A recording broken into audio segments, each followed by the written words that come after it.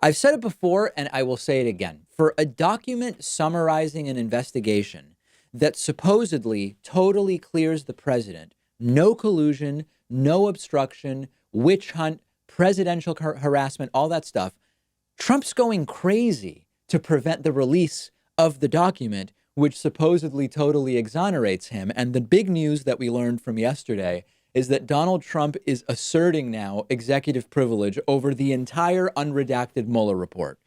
Understand the sort of process that this has gone through.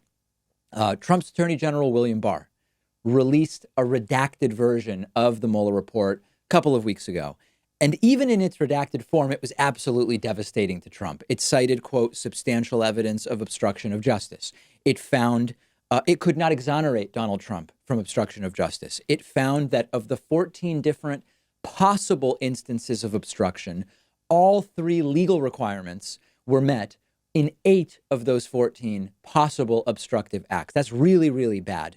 But this was only the redacted version of the report, and Democrats have been working to get their hands on the unredacted version of the report because there was so much blacked out material in that redacted version, pages and pages. Some pages have almost nothing other than like the number of a footnote visible and the source of the footnote, everything else completely blacked out. So Democrats understandably are thinking, if the redacted version is this devastating to Donald Trump and the people around him, we've got to get our hands on an unredacted version. And William Barr has been resisting that. He has been going out of his way to stonewall those requests at every opportunity. And now that it's starting to look a little dicey for William Barr, Trump has asserted executive privilege over the entire report in order to hide those redacted portions. Before we go any further, what is executive privilege? Executive privilege is the privilege claimed by the president for the executive branch of the United States government. And that's key because it relates to co-equal branches of government.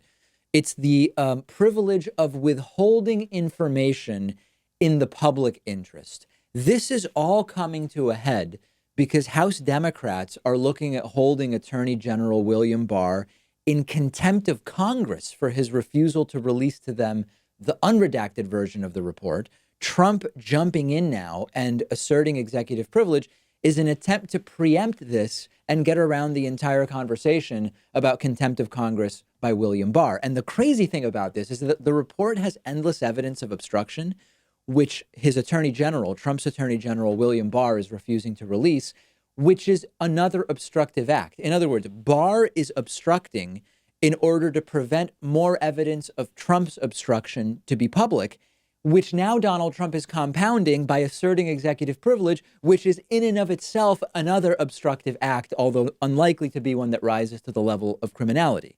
What does Sarah Huckabee Sanders say about all of this?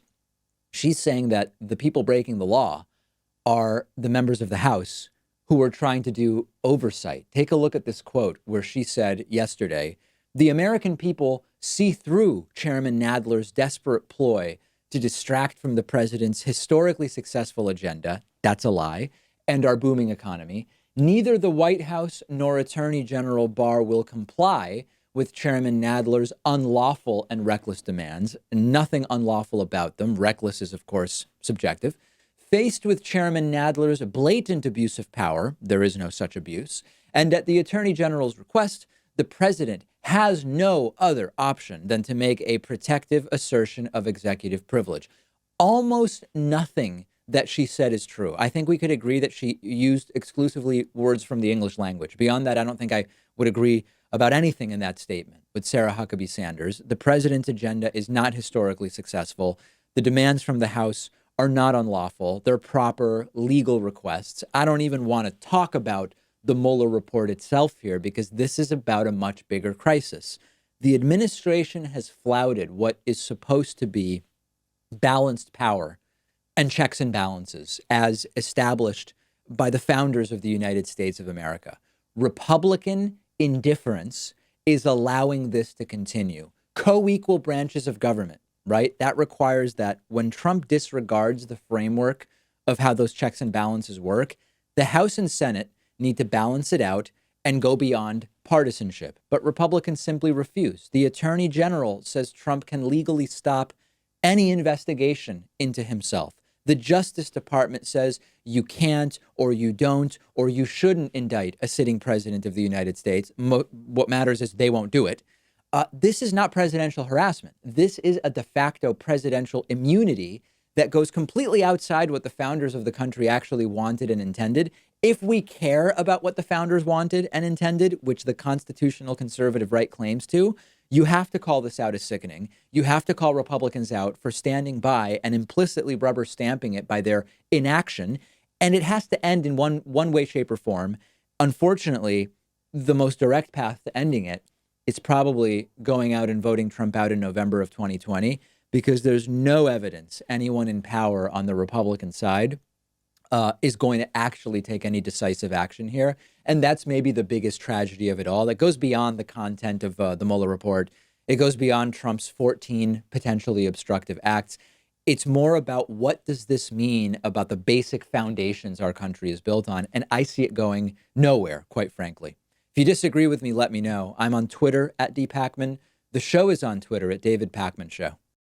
Today's program brought to you in part by Blinkist.com/Pakman. Blinkist is a great service that I use all the time. What they do is they take thousands of the most popular nonfiction books, including the newest bestsellers.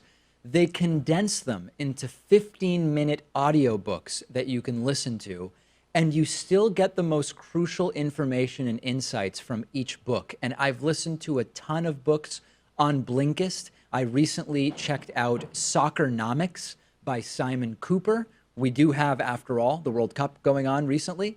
We also have been talking about BS Jobs, and there is a great new book, BS Jobs by David Graeber, which I listened to on Blinkist. They're constantly adding new books to the platform.